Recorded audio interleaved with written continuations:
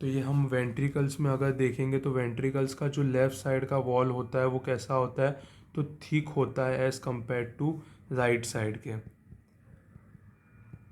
तो कैसा होता है, जो इम्पल्स होते हैं वो पहले सेप्टम में आते हैं, तो सेप्टम में वो लेफ़्ट से राइट साइड में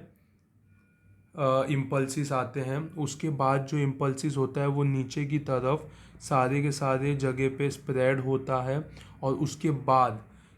थर्ड जो होता है वो पोस्टीरियर पार्ट पे स्प्रेड होता है। तो जब भी वेव जो होते हैं वो अगर सेप्टम में स्प्रेड होते हैं फ्रॉम लेफ़्ट टू राइट, तो हमें एक नेगेटिव वेव देखने को मिलता है जिसे हम कहते हैं क्यू वेव।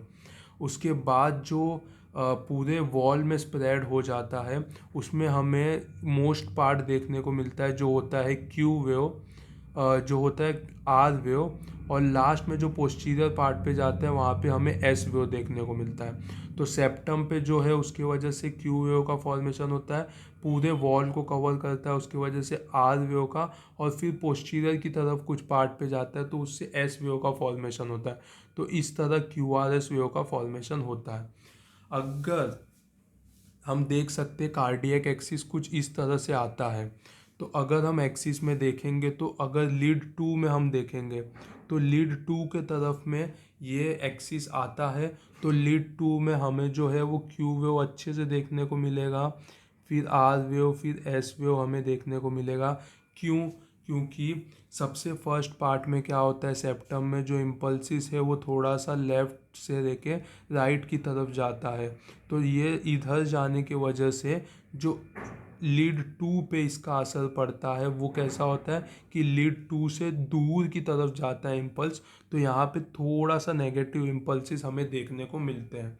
दूसरा, जब ये स्प्रेड होता है पूरे वेंट्रिकल्स में तो उसका इम्पल्स कहाँ पे होता है, तो वो होता है स्ट्रांगली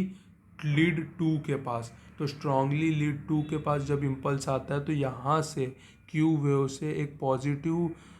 डिफ्लेक्शन हमें देखने को मिलता है पीक आर वेव तक। उसके बाद जब पोस्टीरियर सरफेस पे स्प्रेड होने लगता है तो पोस्टीरियर सरफेस पे भी सेम होता है कि वो लीड टू से दूर की तरफ इंडिकेट करता है, तो वहाँ पे भी एक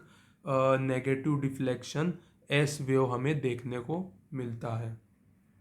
इसी तरह से अगर हम ए वी एफ या थर्ड लीड में देखेंगे तो डिफ्लेक्शंस हमें ऐसे ही देखने को मिलेंगे, लेकिन सिर्फ इतना होता है कि उसका एल्टीट्यूड, मतलब उसका जो हाइट होता है, उसका जो विड्थ होता है, उसमें थोड़ा सा डिफरेंस देखने को मिलेगा। अगर यही चीज़ हम ए वी आर लीड में देखेंगे, किसमें, ए वी आर में, तो हमें क्या पता चलेगा कि ए वी आर में सबसे पहले इम्पल्स कैसा है, दूर की तरफ जाता है, और ये जो सेप्टल से जाते हैं ये सेप्टल थोड़ा ए वी आर के नज़दीक के तरफ जाने के वजह से यहाँ पे हम ए वी आर में देख सकते हैं कि सबसे पहला पी वेव तो नेगेटिव दिखेगा, उसके बाद एक थोड़ा सा पॉजिटिव दिखता है। दूसरा, जब वेंट्रिकल्स में इम्पल्सिस स्प्रेड हो जाते हैं तो वो नीचे के डायरेक्शन की तरफ पॉइंट आउट करते हैं, तो हमें फिर एक क्यू